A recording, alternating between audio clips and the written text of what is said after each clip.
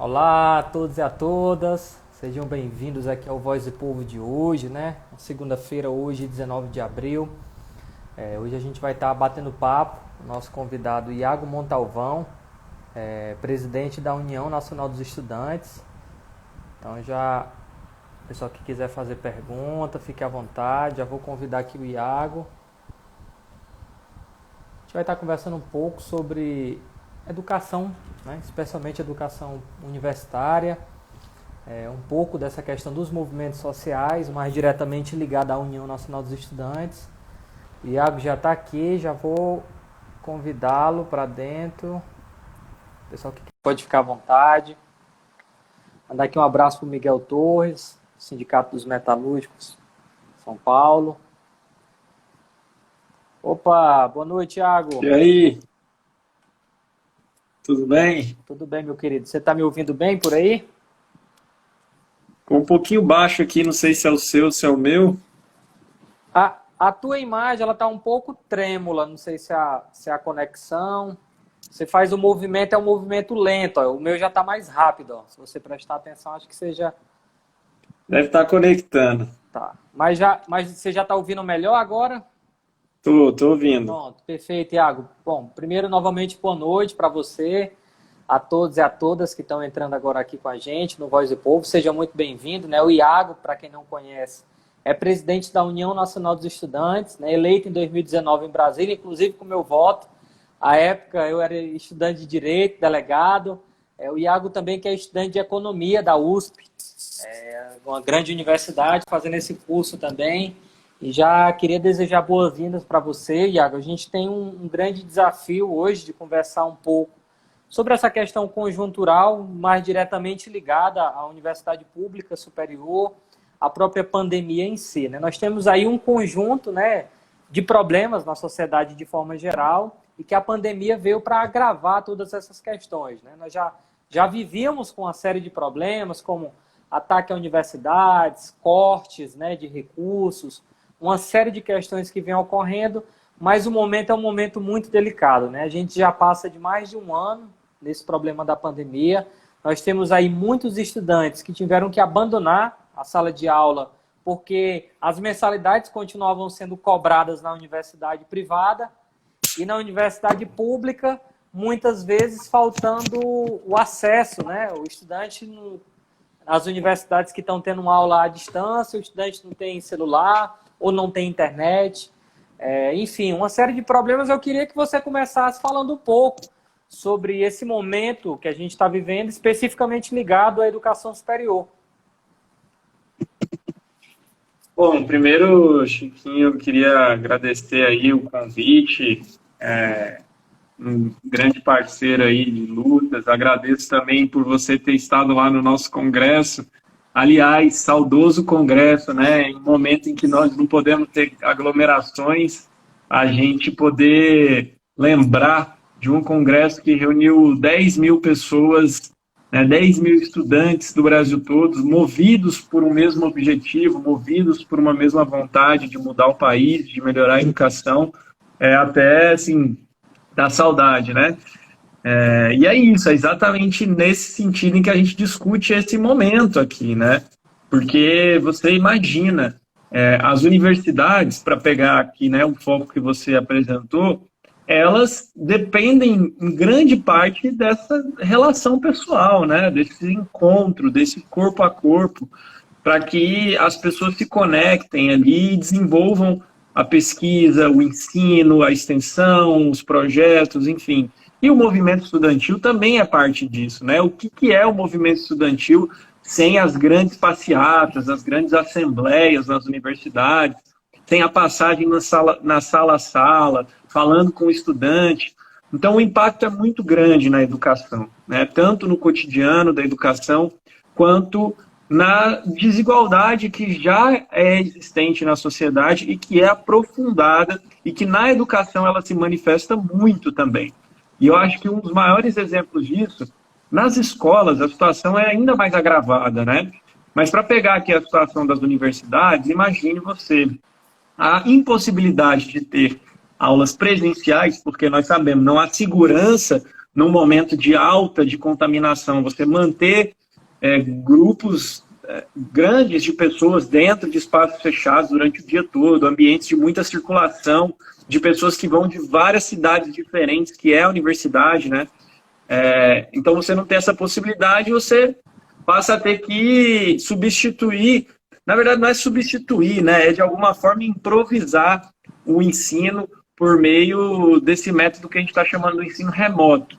Só que isso vem com uma série de consequências e dificuldades, né? Porque você tem os estudantes que não têm computador em casa, às vezes não tem um celular, não tem uma internet que consiga acompanhar isso. Então já começa daí esse aprofundamento da desigualdade. E aí soma com isso a queda de renda das famílias que estão sem conseguir trabalhar por causa das restrições que a pandemia impõe.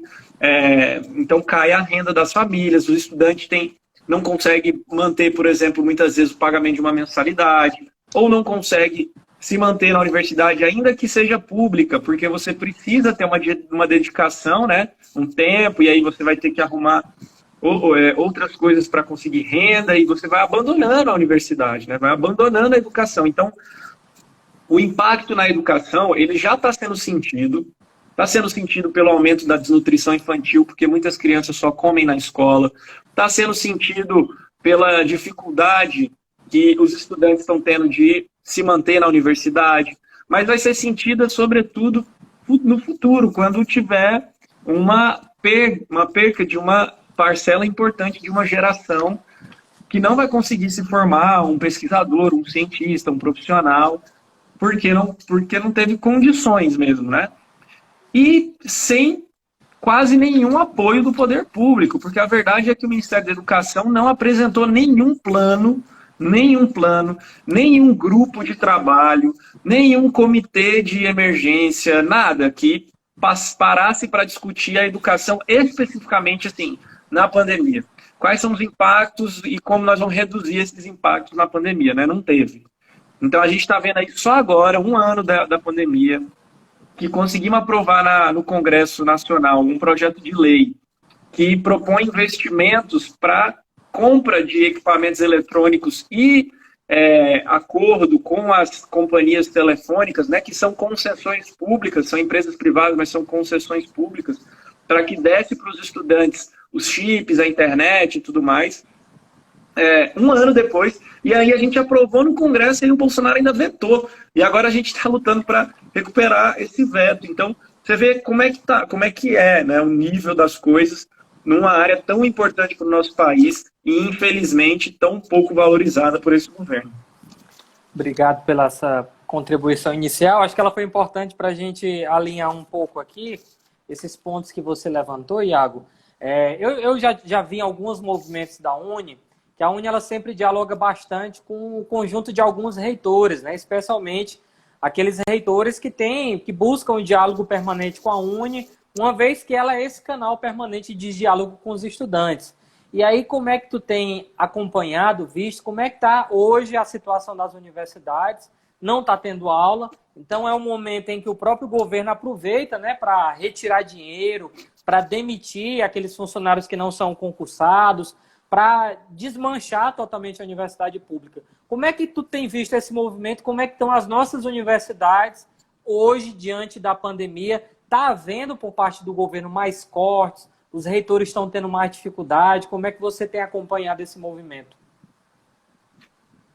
Desde que começou o governo Bolsonaro, né, assim, na verdade até antes, né, desde de que o Temer assumiu ali, e aí os investimentos na universidade já começaram a diminuir, né, já começaram a diminuir vertiginosamente. Então, desde 2016, que vem nessa queda dos recursos destinados à universidade pública, ao Instituto Federal, né, a todo esse sistema de educação pública superior.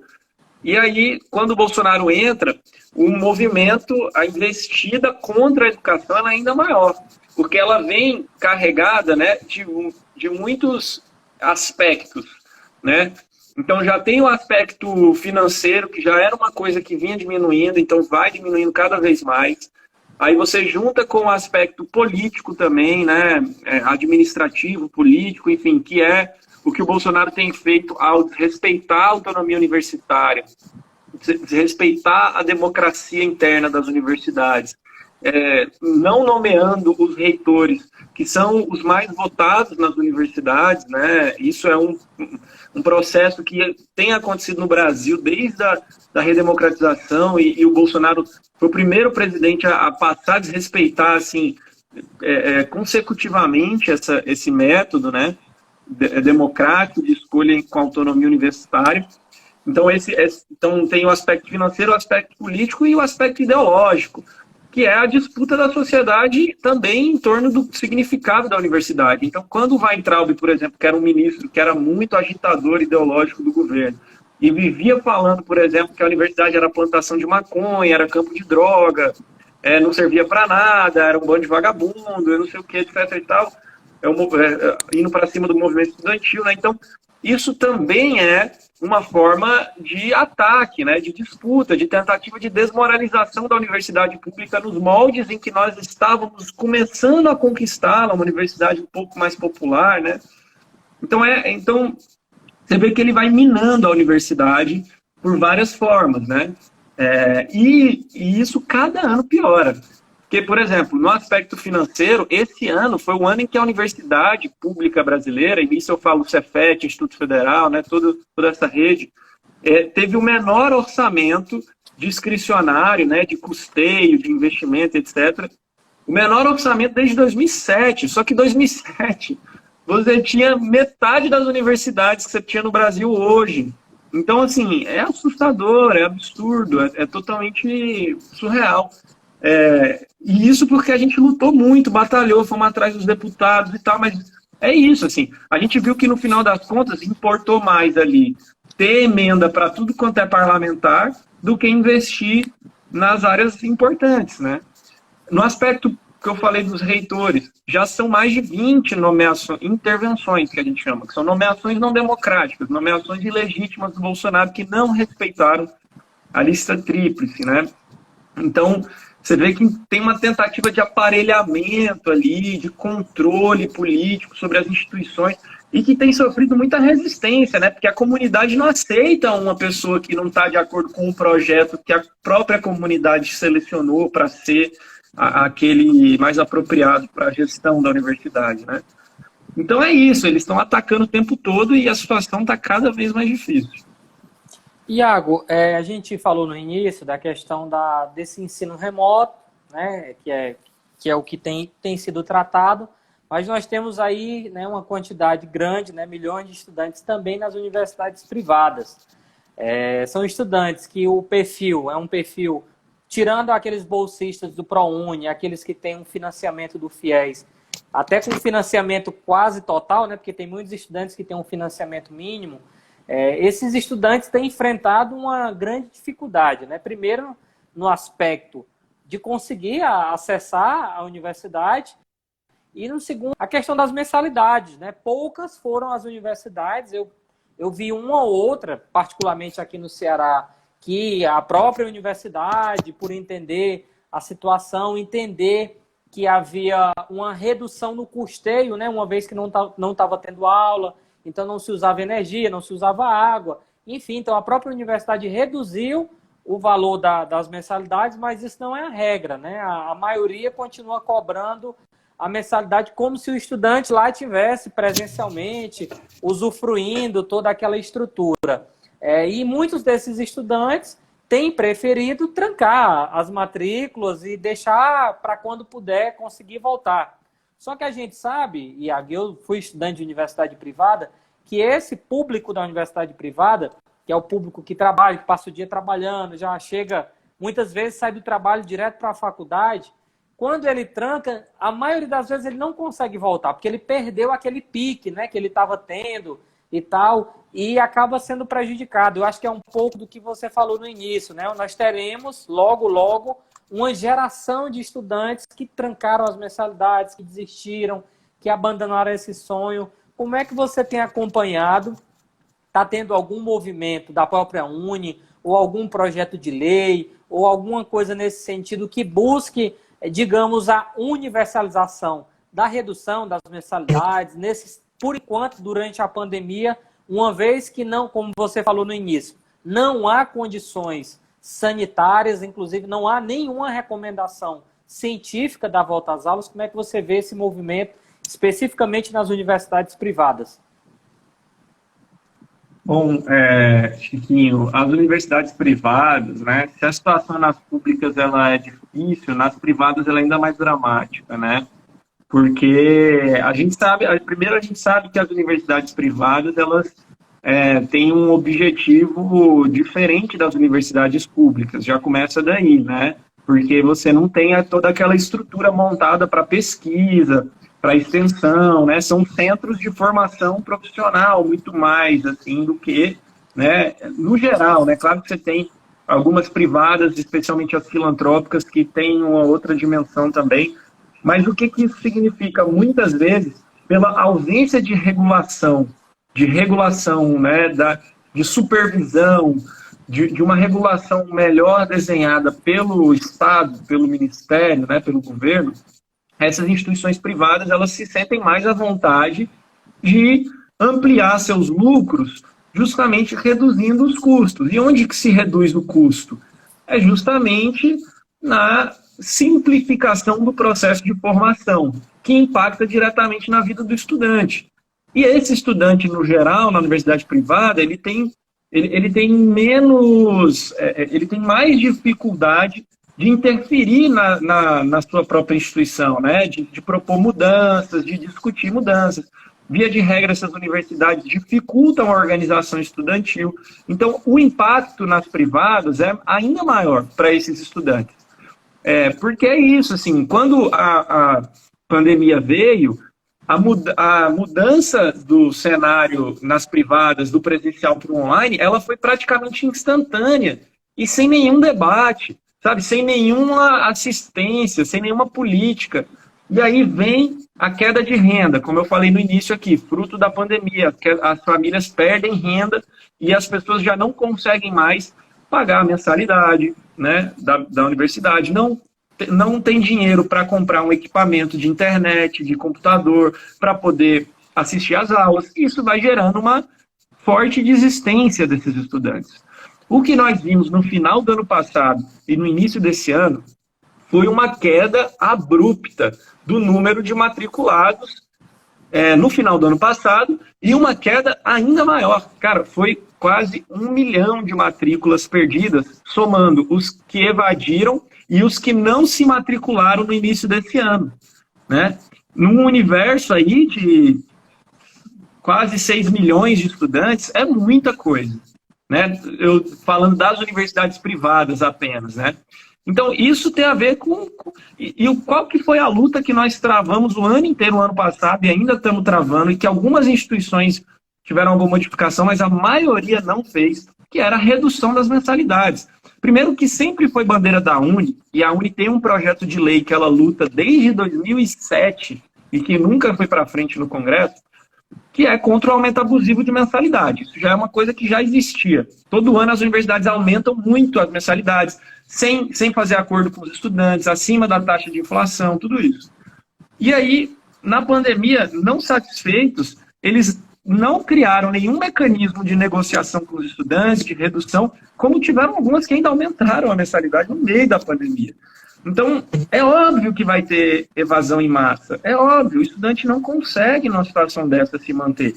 Mas é como você falou, é muito difícil recuperar esse estudante que evade. Muito difícil. E eu acho que essa é a nossa maior preocupação aqui, né?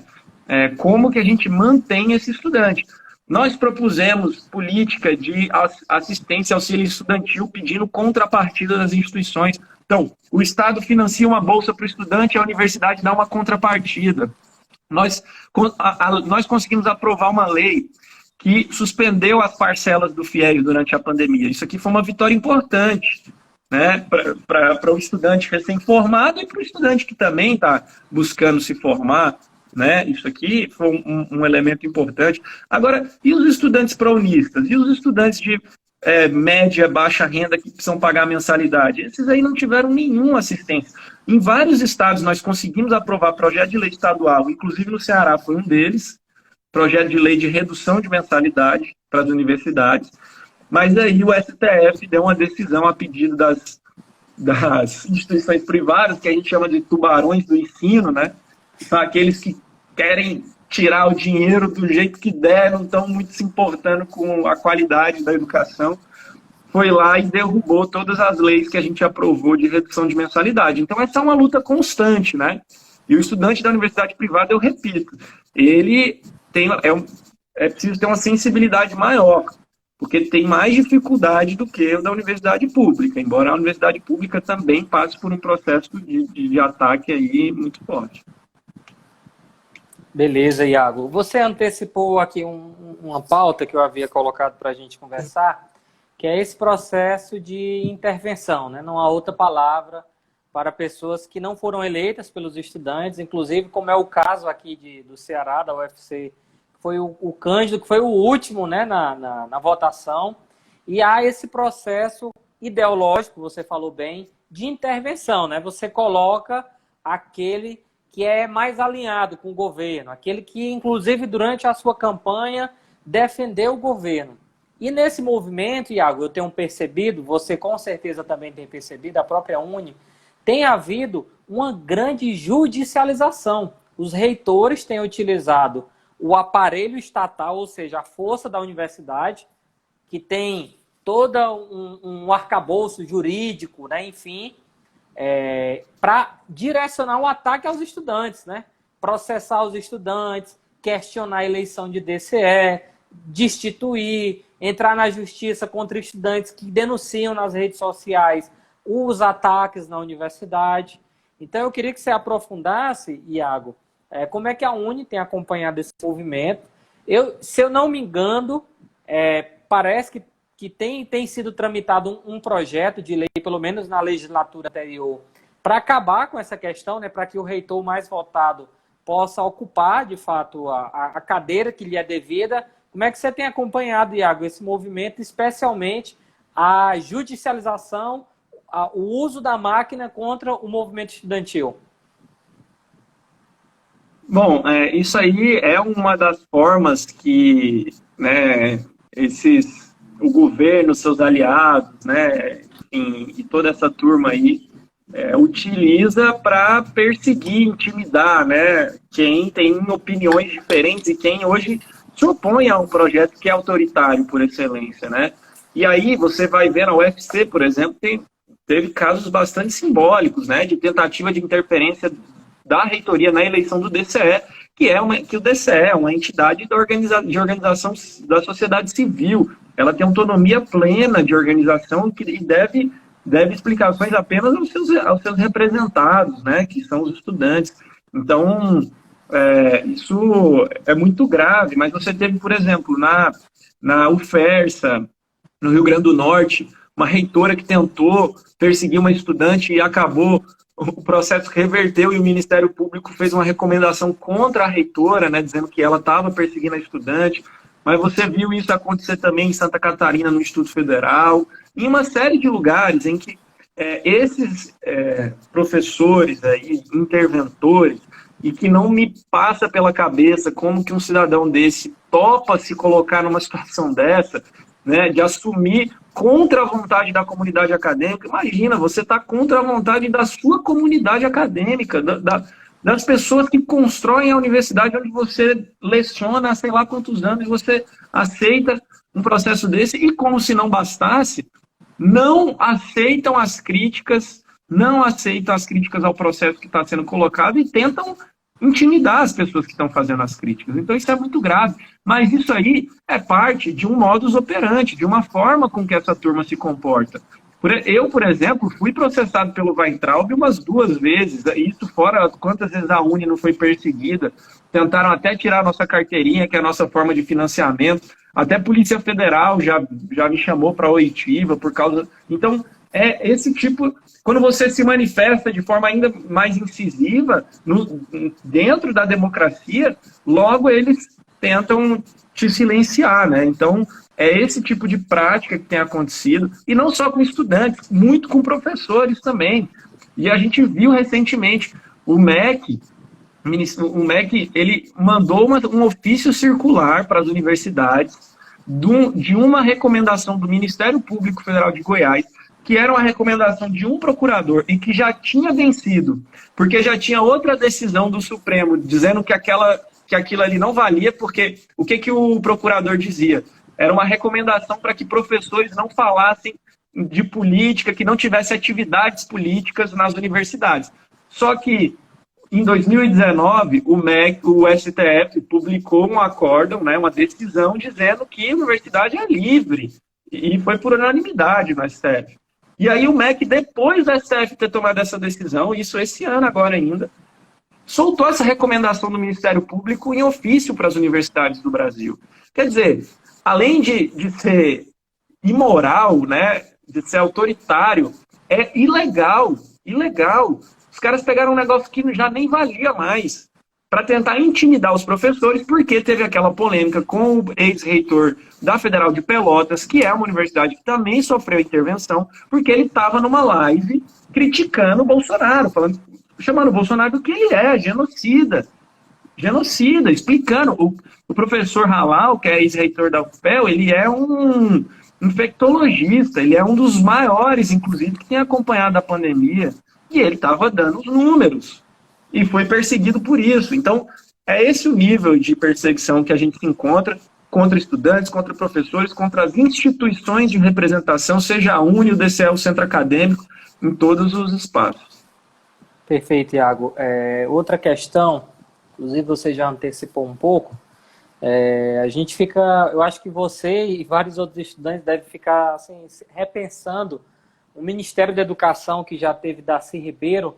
Hoje você tem um antro ideológico, né?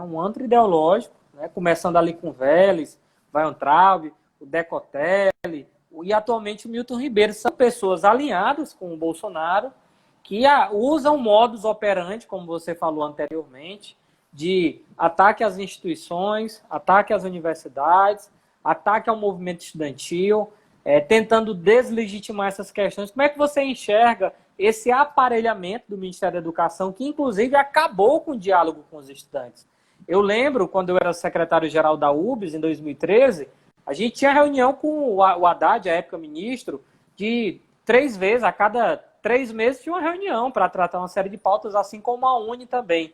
E hoje você não tem diálogo nenhum. Inclusive, você tem ataques, né? Como você citou anteriormente, o Ministério da Educação fez lobby para tirar a carteirinha de estudante, né? Gastou milhões de reais, utilizou dinheiro público, poderia estar sendo utilizado nas universidades, para atacar a forma de financiamento coletivo da UNE, feita pelos estudantes. Então, como é que você enxerga, Iago, esse aparelhamento que se tornou o MEC e o modus operandi, que é o critério, né? Para ser ministro da Educação, tem que ser ideológico, tem que ser ligado, como é o atual ministro, ligado à igreja. Você tem que ter ali um apoio ideológico que é totalmente contrário ao que diz a nossa Constituição do Estado laico. Essa ausência de diálogo, ela já começa a partir do momento em que nós temos projetos de educação muito diferentes, né? Nós e o governo. Alguém que desmerece por completo toda a contribuição que uma figura que completa 100 anos do seu nascimento, inclusive esse ano, né, que é Paulo Freire. Quem desmerece a contribuição de Paulo Freire para a pedagogia, não é nem brasileira não, é mundial. Essa pessoa ela já está num outro universo de projeto assim, que é muito distante do nosso. Porque o nosso projeto é de uma educação que seja emancipadora, que seja crítica, que mobilize o conhecimento popular em torno da formação de um novo cidadão, de uma nova cidadã, né, que possa dar contribuição para o seu país, que não seja só uma máquina de girar parafuso. Mas na cabeça dessa turma, não. O que o Bolsonaro, desde quando ele foi candidato, o que ele propunha para o MEC era transformar esse ministério numa ferramenta de mobilização ideológica. Ele sempre falou isso, estava lá no projeto dele. Então, os ministros que ele coloca ali, eles servem a esse propósito. Inclusive, talvez o maior, eu acho que o maior mobilizador ideológico, vamos usar essa palavra, né? Agitador ideológico que já passou pelo governo Bolsonaro foi no MEC, foi o Weintraub, eu não tenho a menor dúvida disso, é o maior agitador ideológico. Mais do que, às vezes até mais que o próprio Bolsonaro, porque que o Bolsonaro não podia falar, o Weintraub ia lá e falava. Então, essa ferramenta que eles tentam aplicar, né? E é por isso que não há diálogo, porque eles sabem que se nós formos para lá, inclusive uma vez eu até fui falar com o Weintraub, porque eu tive que entrar sem ser convidado num evento de lançamento do Futurice, que foi quando, inclusive, a gente foi lá, eu fui lá, assim, né, fomos nos manifestar contra os cortes na educação, e foi aí que, publicamente, ele ficou encurralado e teve que aceitar a nossa reivindicação. Mas, quando a gente foi para a reunião, não tinha para onde correr, porque ali se viu que o projeto era muito diferente. Agora, eles não se propõem a fazer o básico. O básico. Naquele momento, o que nós pedíamos era a devolução dos recursos das universidades. Era o básico. Então, não há diálogo, primeiro, porque os projetos são diferentes. Segundo, porque essa turma não está acostumada a dialogar. Ou é como eles acham, ou não é. É assim que funciona. Né? Então, nosso diálogo também vai ser de outro jeito, vai ser ir para a rua, vai ser pressionar, vai ser vencer por outros caminhos, como nós fizemos com o Fundeb, por exemplo, que teve uma participação praticamente nula do Ministério da Educação. Nula. Os deputados debateram, as entidades debateram, o Ministério da Educação atrapalhou. Foi só isso que eles fizeram.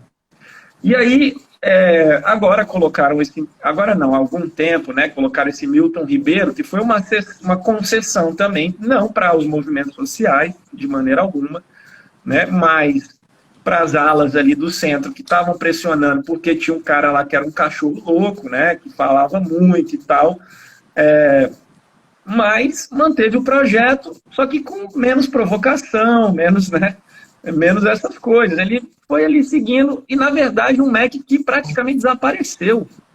Você não vê, não tem liderança esse MEC, não chama os secretários de educação para conversar, não chama os reitores, não propõe um plano estratégico, né? Tipo, não se movimenta.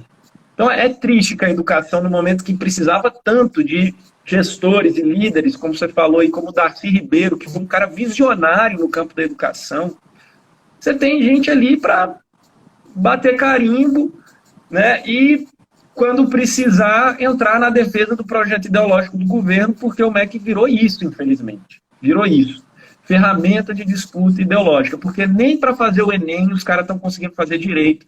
Quando aparece 1 milhão de problemas que a gente tem que ficar intervindo, porque os estudantes vêm até nós desesperados, né, é esse o ponto que nós chegamos no MEC. É uma tragédia generalizada e é como você falou, né? Às vezes até talvez a sociedade ache que são erros, que são problemas que ocorrem, mas na verdade é um projeto mesmo de destruição do que já foi o Ministério da Educação um dia. A gente tem visto o papel da universidade, Iago, nunca foi tão claro, nunca foi tão límpido, transparente a importância da universidade, especialmente a importância da pesquisa universitária. Nós estamos vendo o papel que as universidades estão tendo, até agora mesmo, né, 2 vacinas desenvolvidas agora, que estão em processo de desenvolvimento no Brasil, uma pelo Butantan, outra pela USP, que é fundamental, né, a pesquisa, o ensino, a extensão.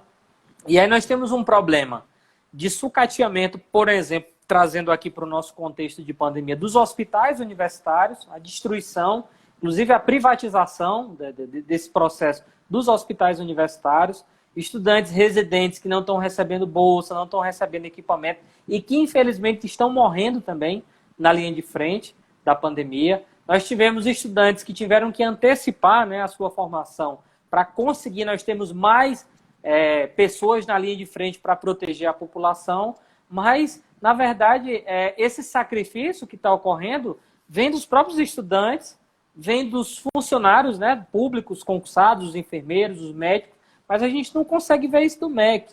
Então, como é que você vê esse movimento de destruição da pesquisa e extensão no Brasil e da precarização dos hospitais universitários, que nunca foram tão importantes como estão sendo agora também? Essa destruição da ciência, né, da pesquisa, ela faz parte desse mesmo projeto, né, porque para essa turma não faz sentido investir em ciência porque eles são anti-ciência, né? Eles são o que a gente chama de negacionistas, que é uma palavra que a gente pouco escutava antigamente, né? Agora virou meio, tá aí em todo canto, você ouve essa tal desse negacionismo.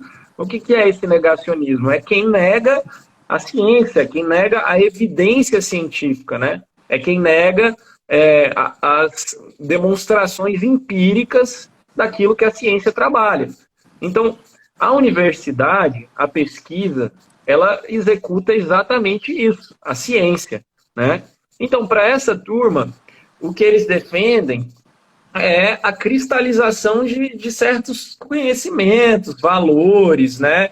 De certas tradições, que eles não admitem que sejam tocadas, elas são intocáveis, né? No pensamento desse pessoal aí, né? Então, por exemplo, o Bolsonaro fala aí da cloroquina, para ele é intocável, não adianta a ciência falar que sim, falar que não. Então é assim que eles desenvolvem, né? E aí, então faz parte desse projeto, daquilo que é só os valores, as tradições, as coisas que eles falam que estão corretas, aquilo que está, né, nas escrituras deles lá.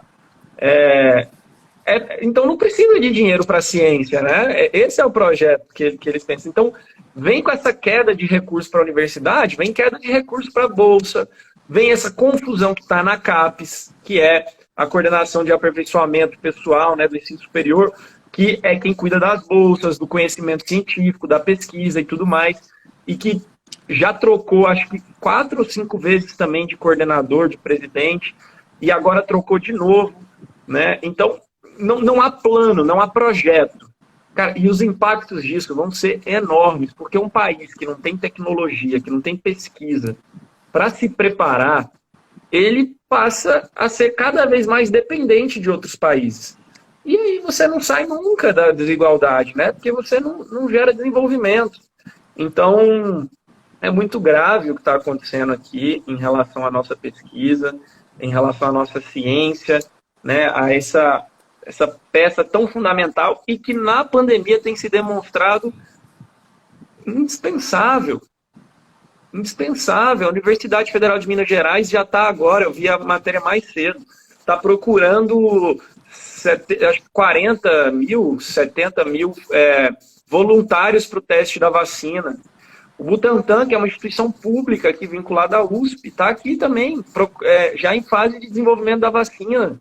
Então, são as instituições públicas que estão produzindo isso. Se você reduz investimento, você reduz a capacidade dessas instituições de produzirem esse tipo de inovação, de conhecimento, de tecnologia. Então, fora o inferno que está sendo a vida, cara, dos profissionais nos hospitais, especialmente nos hospitais universitários. E eu incluo aqui também os estudantes residentes e os estudantes dos internatos também. Teve 2 estudantes de internatos nesse último mês, um do Piauí e o outro da Paraíba, se eu não me engano, que morreram de Covid porque não foram vacinados. E estão na linha de frente. Como é que você está na linha de frente se você não é vacinado? Esses estudantes precisam ser vacinados, eles estão ali dando a sua contribuição para a gente superar esse momento. Sem eles, porque já está com falta de profissional de saúde, porque nas UTIs, né, que já estavam superlotados. Então, falta política, falta planejamento, toda hora troca ministro, toda hora troca presidente da CAPES. Não dá. O país não sustenta um negócio desse. Por isso que nós estamos dizendo aqui há muito tempo, fora Bolsonaro, não dá. Olha o nível de desorganização estatal que nós chegamos. E isso aí, quando chama de genocídio, acha ruim. Mas como? Como? Se está na cara que as coisas estão sendo feitas de forma errada e a postura não muda. Por quê? É projeto de destruição, projeto de caos. Perfeito, Thiago. A gente vai entrar aqui na segunda etapa da nossa live, que é sobre esse desafio dos movimentos sociais, né, em meio à pandemia. Como você falou inicialmente, a UNE, né, desde a sua existência, assim como o conjunto das organizações de movimento social, trazendo aqui para o nosso campo, do movimento da educação, Grêmio Estudantil, Centro Acadêmico, DCE, entidades municipais, estaduais, UNE, UBS, enfim, ela basicamente cumpre aquele papel de passar em sala de aula, de fazer agitação, de chamar os estudantes, de fazer plenárias, de fazer congressos, como a gente falou no início, como foi o último congresso, mais de 10 mil estudantes em Brasília, que é a lógica do movimento, né? Debater com o estudante, é ir para o confronto, enfim, ouvir os estudantes do país todo, quais são as demandas, o que está faltando, o que está precisando, uma vez que é através dessas questões que a própria UNE consegue organizar suas bandeiras de luta. Como é que você tem conseguido, como é que a UNE, né, tem conseguido fazer durante esse período de pandemia? Naturalmente, a UNE nunca parou, eu tenho acompanhado nas redes sociais, mas eu queria que você compartilhasse com a gente as experiências que a UNE tem feito e como é que se a UNE tem conseguido dialogar, né, com um conjunto de outros movimentos, até os próprios movimentos da educação. Nessa pandemia, né, cara, a gente teve que se reinventar, né? Se renovar, e a palavra, para mim, que mais representa, assim, a nossa necessidade de continuar se mobilizando é a criatividade, né? Nós tivemos que ter muita criatividade. Claro que hoje você tem ferramentas que ajudam isso, como é a internet, e que se tornou uma ferramenta indispensável na nossa luta durante a pandemia. Principalmente no início, quando o isolamento foi maior, as pessoas ainda estavam se adaptando, e aí nós conseguimos construir várias mobilizações pelas redes sociais, né? Teve o fenômeno das lives, mas nós também, por exemplo, quando naquele momento defendíamos o adiamento do Enem, nós usamos o Twitter, nós usamos as redes para pressionar os parlamentares, né? Em todas as redes, chamando artistas, chamando intelectuais, chamando pessoas que tinham grande alcance na rede social, e assim a gente conseguiu fazer com que o Adia Enem, pelas redes sociais, se transformasse num movimento em que o Brasil todo ficou sabendo e se engajou nisso, né? Depois a gente veio ao Fundeb, mesma mobilização, da mesma forma, utilizando os instrumentos que a gente tinha. E aí fomos pensando formas, né? A gente construiu campanhas de arrecadação e doação de cestas básicas, de livros. Nós construímos uma campanha de doação de livros para auxiliar estudantes de cursinhos populares, estudantes pobres, a não desistirem de estudar para o Enem, porque a turma não tinha computador em casa, precisava de uma apostila para não desistir. Então isso é uma forma também de mobilizar, de falar com o povo, de lutar. E a gente veio desenvolvendo, né, mais formas criativas de se mobilizar. Recentemente, na verdade, assim, ainda no segundo semestre do ano passado, a gente começou a fazer aquelas mobilizações simbólicas nas ruas, né? Teve algumas manifestações no ano passado, depois com o recrudescimento, né, da pandemia e uma nova alta, a gente teve que se recolher novamente, mas continuamos fazendo essas ações simbólicas. E aí desde estender faixa em viaduto, até, enfim, fazer projeções nos prédios. E agora, no mês de março, a gente fez uma jornada de lutas que, na minha opinião, foi bem relevante. Porque nós conseguimos juntar todas essas formas de mobilização de maneira criativa, de uma forma que chamasse a atenção da sociedade, da imprensa. E nós conseguimos. A gente colocou um bandeirão de 100 metros na Paulista e, ao mesmo tempo, nos Arcos da Lapa, no Rio de Janeiro. E, ao mesmo tempo, na Praça dos Três Poderes, lá em Brasília. Fora mais de 200 cidades que a gente colocou bandeira, faixa, cartaz, lambe no muro, grafite no muro, tudo quanto é jeito de falar a gente tentou usar. E é o que a gente está continuando fazendo, é o que a gente procura fazer, é ser criativo e juntar esses aspectos da mobilização social com a mobilização virtual, né, que é muito importante também. Eu queria que você comentasse, dentro disso que você falou, duas questões que eu achei extremamente relevantes. A primeira foi a questão dos outdoors, né, que foi uma coisa assim, que a UNE, tá aqui o nosso Pix, você que quiser contribuir, e eu estava acompanhando pelo Twitter, a toda hora replicando, estava chegando recurso, mas nós teve um movimento contrário que fez com que esse movimento crescesse, que foi os bolsominions, né? Destruindo. Em Araraquara, os caras derrubaram com a serra elétrica, né? Lá. E aí, o movimento, ele, na verdade, eles acharam que estavam fazendo medo, que aquilo ia inibir, na verdade, fez o movimento contrário, né? Fez a UNE ampliar ainda mais essa campanha. E a segunda, que essa foi muito relevante, eu vi vários atores, atrizes compartilhando, que foi a campanha, né, pela vida, pão, vacina, educação, essa palavra de ordem, que foi algo que foi um marco, né, nesse período de pandemia, especialmente porque está ligado a essa questão de alimento, de educação, de vacina, de emprego, de renda. Você consegue resumir um conjunto de necessidades da população numa única frase. Então, eu queria que você comentasse esses dois movimentos, dos outdoors e do Vida Pão, Vacina e Educação. Bom, foi justamente nesse movimento que eu falei aqui de buscar formas criativas, né, de se comunicar, de protestar. Eu esqueci de falar, mas no início do ano tiveram as carreatas também, que foram bastante simbólicas e representativas.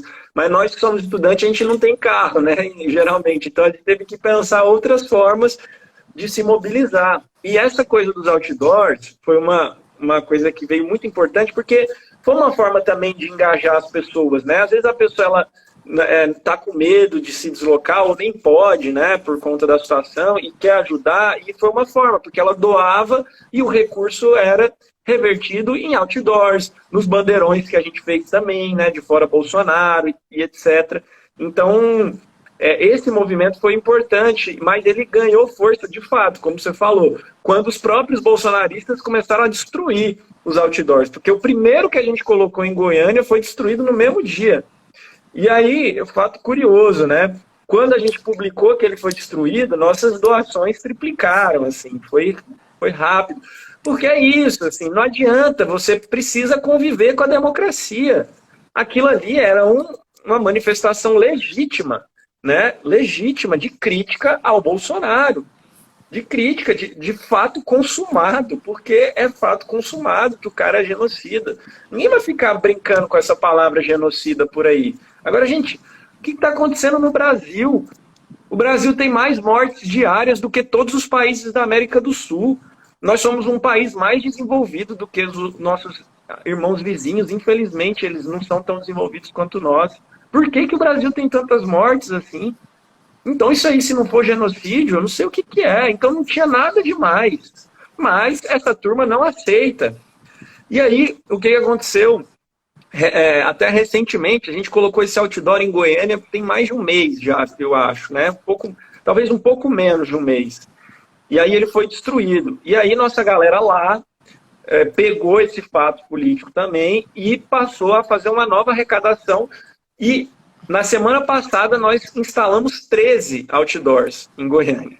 Então eles destruíram um, nós instalamos 13. Fora os que nós instalamos no resto do Brasil inteiro, né? Então Araraquara foi um deles, mas nós... E teve problema em vários lugares, em vários, né?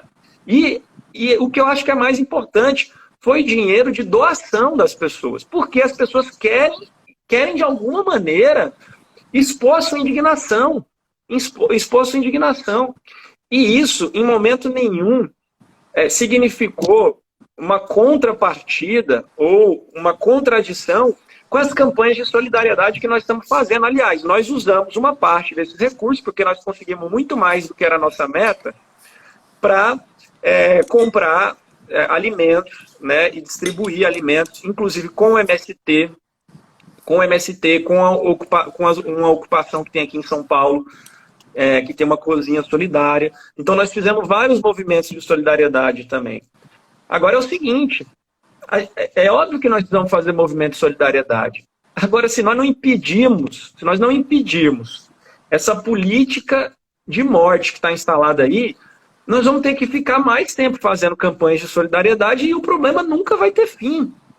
Porque quem tem o comando da estrutura que pode dar um basta nisso, ou pelo menos reduzir o impacto significativamente, que é o Estado, não está fazendo, que é o Bolsonaro.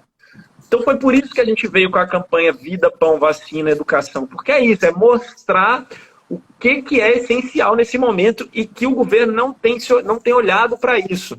É por isso que o nosso Vida, Pão, Vacina, Educação vem sempre ligado ao Fora Bolsonaro, porque para nós termos isso aqui, a primeira coisa que nós precisamos fazer é limpar o terreno de quem está atrapalhando o povo a ter esses elementos básicos de sobrevivência. Perfeito. Inclusive, Iago, até amanhã, né, tem uma outra campanha, uma campanha também paralela, assim como terão várias outras, que é Chega de Mortes, Vacina Já, Fora Bolsonaro, né? Tem uma série de atos que vão ocorrer, faixas, lambes, lives, Twitter, já está havendo a mobilização, UBS, Uni, todo mundo. Inclusive, eu vi mais cedo você compartilhando uma própria faixa lá da UMES aí de São Paulo. São movimentos legítimos, como você falou, e que os estudantes têm se reinventado, né? Os estudantes têm responsabilidade com a vida da população, inclusive com a sua vida e a vida dos seus familiares, né? Já que um conjunto desses estudantes moram com os pais, muitos deles são grupos de risco. Então, para se evitar o máximo de aglomeração possível, os estudantes têm tentado, dentro daquilo que é possível, fazer a diferença, né? Tanto é que, como você falou, essa diferença tem surtido um apoio que eu até tenho curiosidade, você já que está na Uni há um pouco mais de tempo, se talvez a Uni fez algum outro movimento desse tipo e houve, digamos, tanta colaboração, tanta ajuda, tanta empatia, como está tendo agora. Como é que você vê esse movimento de amanhã e como é que você está vendo a colaboração da sociedade civil em detrimento da defesa da educação, dos estudantes, da Uni? Bom, primeiro eu queria dizer que amanhã vai ser um dia importante, mais um dia de mobilização nossa, né? Eu mesmo vou estar aqui em São Paulo com a turma que vai também fazer uma ação de faixas, né, pela cidade toda, e nós vamos certamente trazer à tona esse mote, porque é isso que eu já repeti várias vezes aqui, mas eu gosto de falar várias vezes, porque tem responsável pelo que está acontecendo aqui no Brasil, porque se não tivesse um responsável, isso estaria acontecendo em outros países também, né? Não é possível que o Brasil, alguma coisa de diferente o Brasil tem para que os números de mortes aqui, a situação da pandemia seja tão mais grave do que todos os outros países do mundo, todos. E, para mim, só tem uma explicação para isso, é Bolsonaro. Por isso que a palavra de ordem é chega de mortes, vacina já, fora Bolsonaro. Vacina já, porque o governo parece que está fazendo um esforço para conseguir a vacina, entende? Assim, eu não entendo, eu estava até brincando mais cedo hoje. Se eu fosse presidente da República, na altura do campeonato desse, eu já tinha viajado para a China, para a Rússia, para a Índia, já tinha ido lá reunir com o presidente da China, com o presidente da Rússia, com o presidente da Pfizer, com o presidente da Johnson & Johnson.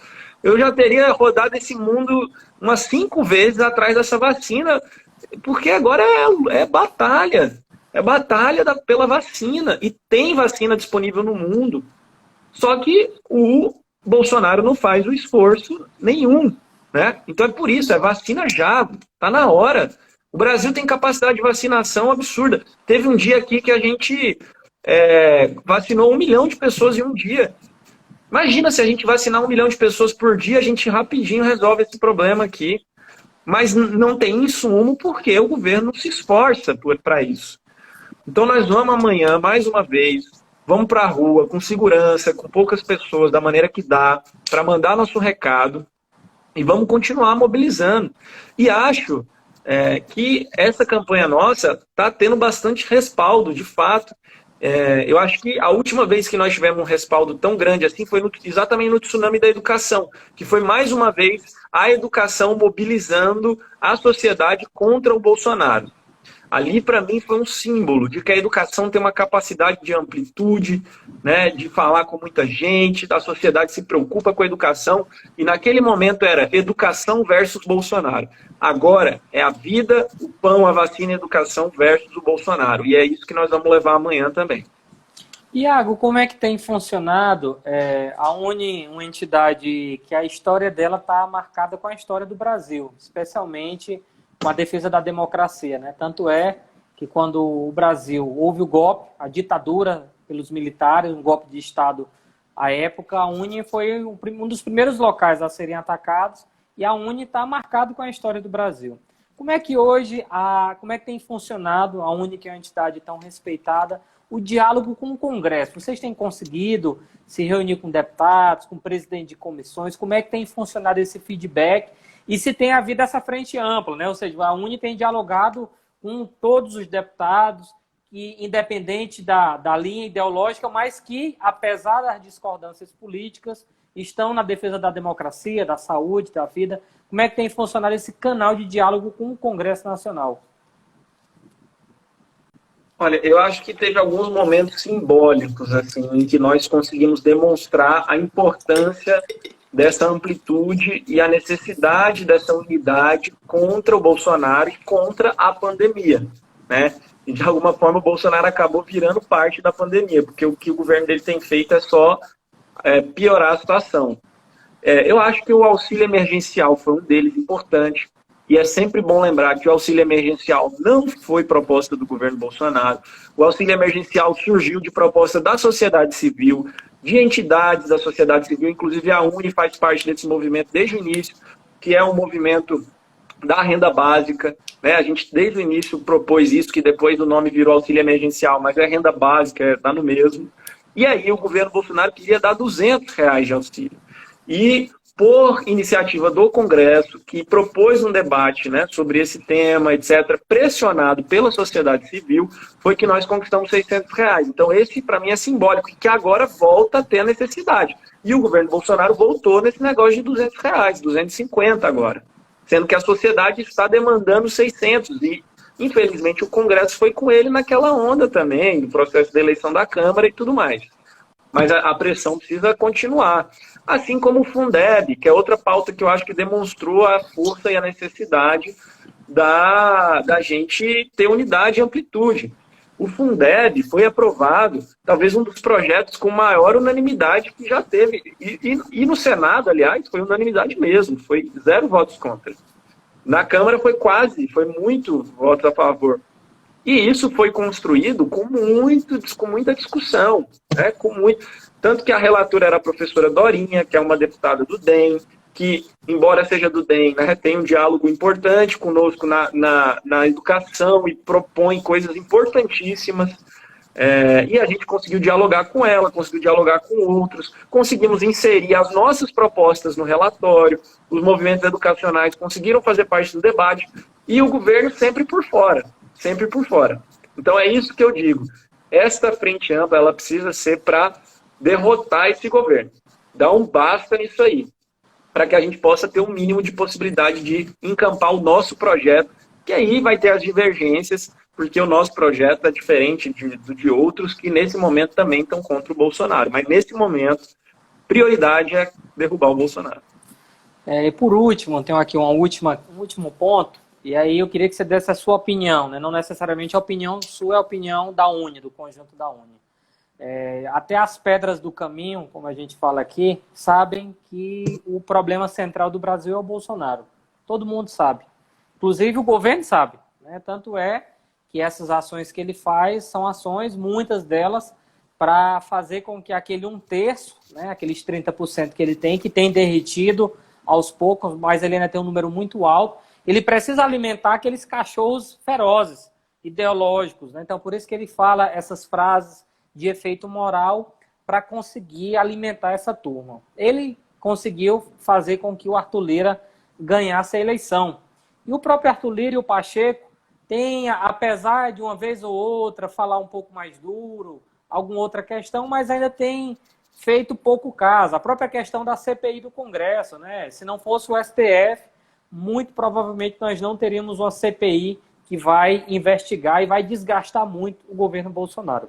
2022 está chegando. Nós temos hoje uma prioridade que é central, que é salvar vidas, que é vacinar a população, que é garantir renda. Mas 2022 está chegando e é um assunto que a gente não pode deixar de falar. A gente acabou de falar de frente ampla. Eu queria que você comentasse dessa sua opinião, avaliação, como é que você vê esse movimento, se existe essa possibilidade de uma grande frente ampla, pelo que você tem visto, pelo que você tem acompanhado, que seja capaz de derrotar o governo Bolsonaro. Como é que você tem visto esse movimento e se nós conseguiremos, os democratas, os progressistas, o centro, parte da direita, enfim, Como é que você enxerga esse movimento para 2022? Olha, eu acho assim, primeiro a gente tem que vencer esse momento que a gente está vivendo, né? Eu vi muitos, até a própria Manuela Dávila falou isso uma vez, alguns das lideranças nacionais, né, e que passam a ser de alguma forma cogitados como possíveis candidatos, alguns deles disseram assim, olha, eu acho que está tendo muita efervescência em torno do tema das eleições e as pessoas estão esquecendo que tem 4 mil pessoas morrendo por dia. Eu acho que o primeiro ponto é esse, assim, partindo daqui, eu acho que deveria ter uma grande unidade em torno de todos os possíveis candidatos lá do futuro, né? Independente da posição que eles estejam, para solucionar o problema de agora, que é ter vacina logo, que é ter investimento, que é comprar os equipamentos que precisa e que é até, inclusive, derrubar o Bolsonaro. Porque aí você acaba com esse processo maluco que a gente está vivendo no Brasil. Agora, é claro que as conversas e a dinâmica da política, ela nunca para, né? Ela está o tempo todo se mexendo, se movimentando, e eu acho que nós, nesse sentido, temos que construir a viabilidade de derrotar o Bolsonaro. Se não for antes de 2022, e eu, enquanto militante do movimento social, atuo para que isso seja possível, porque por mais que a gente entenda a dificuldade, né? Por mais que a gente saiba que o processo de impeachment, ao ser instaurado, ele leva um processo longo, uma renúncia seria muito difícil, ou mesmo uma suspensão do mandato, enfim. Mas nosso papel aqui é lutar, é reivindicar, né? Não é aquela frase que agora a turma usa aí na internet. Eles que lutem. Nosso objetivo aqui é lutar, exigir. Quem vai resolver isso aí são eles. Agora, claro, a eleição ela não deixa de ser importante, é um momento de mobilização. E nós precisamos mobilizar uma ampla unidade para derrotar o Bolsonaro. É isso que é o mais importante. O mais importante é derrotar o Bolsonaro. É claro, se tiver a possibilidade, e eu acho que tem, de que o projeto que derrote o Bolsonaro seja um projeto de desenvolvimento, com soberania nacional, com justiça social, que olhe para as universidades públicas, para a educação pública, eu acho que é nesse projeto que nós devemos nos apoiar. Porque o que está de contraponto ao Bolsonaro é isso aqui. Porque o que não for investimento em educação, o que não for valorização das empresas públicas estatais, o que não for soberania nacional, o que não for valorização do SUS, aí o Bolsonaro já está fazendo. Então vamos fazer a nossa frente ampla de cá defendendo aquilo que a Constituição brasileira de 88 defende. E eu tenho certeza que nós vamos sair vitoriosos nessa eleição se a gente não derrotar esse cabra antes aí, que é a nossa luta todo dia, né? Perfeito, Iago. Primeiro, eu queria novamente agradecer a tua participação, agradecer a todo mundo que está aqui com a gente, inclusive o Maicon, diretor da Executiva Nacional da Uni, Maicon Maciel, a Ana Carine, Almeida, a Marilene, enfim, o conjunto das pessoas que participaram. O pessoal que não conseguiu assistir desde o início, a nossa live vai ficar aqui salva. E eu queria passar, Iago, para você fazer as suas considerações finais. Eu queria agradecer mais uma vez, Chiquinho, um grande abraço para você aí, para o Maicon. Estamos sempre à disposição na luta, infelizmente à distância, né? Mas espero que assim que possível eu possa fazer uma visita aí também no Ceará e continuar essa luta presencialmente, né? Estamos juntos. E é isso, chega de mortes, vacina já, fora Bolsonaro, vida, pão, vacina e educação, e nunca desesperar, nunca desistir, sempre lutar. Valeu, Iago, abraço para todo mundo e até a próxima. Valeu, tchau, tchau.